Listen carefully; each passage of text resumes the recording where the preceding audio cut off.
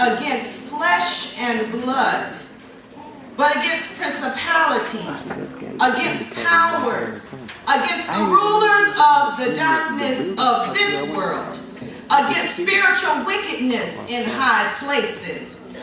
Wherefore take unto you the whole armor of God, that ye may be able to withstand in the evil day, and having done all to stand,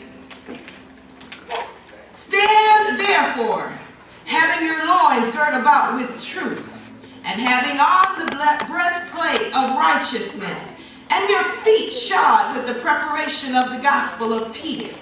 Above all, taking the shield of faith, wherewith ye shall be able to quench all the fiery darts of the wicked, and take the helmet of salvation, and the sword of the Spirit, which is the word of God, praying always with all prayer and supplication in the Spirit, and watching thereunto with all perseverance and supplication for all saints. And for me that utterance may be given unto me, that I may open my mouth boldly to make known the mystery of the gospel. May the Lord add a blessing to the hearing, the doing of his word. Amen. Amen.